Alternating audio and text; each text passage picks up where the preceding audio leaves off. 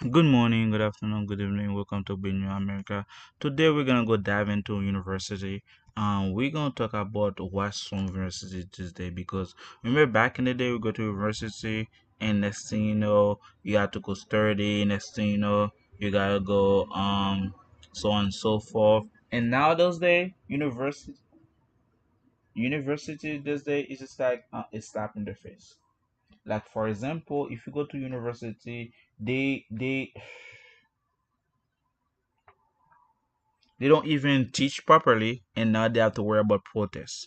And then we're gonna read about go dive into about the news where they arrest 70 people by New York City at Columbia University, and go dive into it. Tell you about right now. Within the last few minutes, Columbia University directing NYPD onto their campus to remove protesters who refuse to leave the school's library. Now, you can see police officers, some of them even in riot gear, removing some of those students in zip ties, and right outside, clashes between police and protesters turned violent with those heavy metal barriers being pushed into the air. And this is what the scene looked like inside a Butler library a little bit earlier. Students protesting. Well, the question is, what they posting about? Are they posting about there's a new law about labbing Israel? Are they posting about that? Because they say if they protest, you can go to jail or fine $10,000. Or they protest about education, or they protest about the BGQ, or they protest about what happened back in the day. There was this thin line between student and protester. Two people that are protest doesn't really go to school. Either they are the bad life or people from job or old elderly. Young people don't really go about those stuff. The young people they go to school, eat, go to sleep, play, and do homework, and so on and so forth. Now you got a bunch of students are processing and they don't even know how to write, they don't even know how to read, they don't even think and articulate, they don't even think for themselves, and next thing you know, all they do is riot. Is it normal? Protesting in a standoff with school public safety officers. The school saying two of those officers were hurt outside a large group of students gathered earlier attempting to force. Wow, look at all those people. What about too? Remember back in the day when they were COVID and then people don't want to go outside wear masks? Now people were testing and then they don't worry about disease. I guess the world is back to normal and people are fearless now. Force their way into the library. Remember, the school was the site of those encampments last year protesting Israel's war in Gaza, now a major target of President Trump over allegations of anti-Semitism. Let's get right over to NBC's Emily Aketa over at Columbia University. I knew it. It's about Gaza. Yep, it's about Gaza. I knew it. I knew it. I knew it. I knew. When politics play a role in school, when does politics play a role in student? That's why I don't blame the younger, sometimes I blame the older because the older people doesn't do anything about it. They become so numb to the reality, they become so numb to everything. As long as they have a job, as long as they pay their rent, and next thing you know they stop. When a voice gonna be able to reason, when they're able to listen to a voice, now they leave all those hard work to the young generation. But the young generation cannot have any way out if the old one is not the same idea or the same mentality as them to help them out. The old people they know then their time is running out and they don't have no much time left. All they gotta do is secure profit, secure their retirement, and then next thing you know, go and happy. That's why when people die when they're older days, you see less young people go to that funeral because that they see that person has a it was a dickhead, that person was a bad influence because that they don't care about themselves.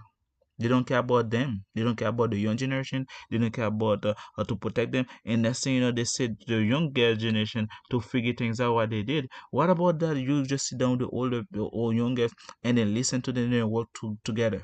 What about that?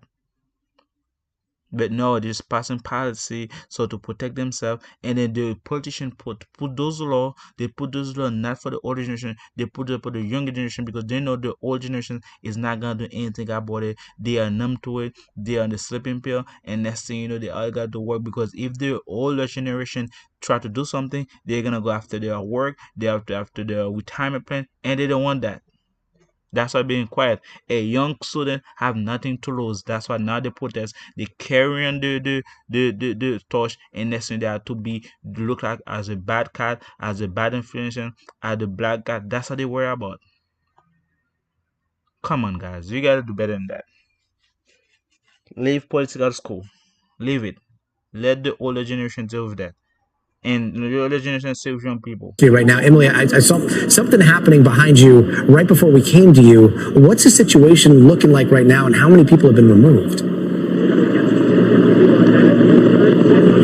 Well, Gotti, those arrests are still underway as we speak. So far, I've counted 78 people ushered out by the NYPD of the library, which you can see behind me just ahead of finals week. They're largely walked out in twos, flanked by police, their hands behind their back, tied with zip ties. One protester had just shouted "Free Palestine" as they had been ushered out by the police. This comes after demonstrations flooded into the school's library earlier this afternoon. Columbia University posting a series of updates and statements, first saying that for the protesters who refused to leave, who refused to provide identification and disperse, they could face possible arrest. Well, several hours later, they called in the NYPD, and that is what you see behind me. There are barricades, there are special response teams who have been going in and out of the library that university officials say have been occupied by protesters. It's not just tension spilling over inside of the campus, but also outside, maybe about 50 yards or so from where I'm standing. You might even be able to make out the demonstration still underway right now. But earlier, there were some serious physical clashes between pro-Palestinian protesters and police. Again, that's the word. Palestinians, protest, police. I knew it, most of the people that's gonna be in the protest are Palestine or Arabic or Middle East. I know that because they are deaf enemies. They're not gonna be friends. The reason why they fake friend because America for the landing opportunity, but they're not. Remember, Palestinian people, they don't care how many people they take with them. So the first stage is about protesting. What about if they go to the next phase? Are we gonna see the same thing happen? We're gonna see people like, for example, the car gonna be burning out. Are we gonna see that? Are we gonna notice, for example, the roadblock are gonna see something like that? School burn, public places, bomb drop. Are we gonna see that? Those Palestinian people, as long as they are mad, they're willing to do anything. And sometimes their life, they're willing to sacrifice their life because when they sacrifice their life, they say for good for Allah. Now they deserve heaven because they have a good cause. This is what this separation. First is about politics. Second is about race. Now is about religion. Remember those two people. Let them stay. Deal with them back there.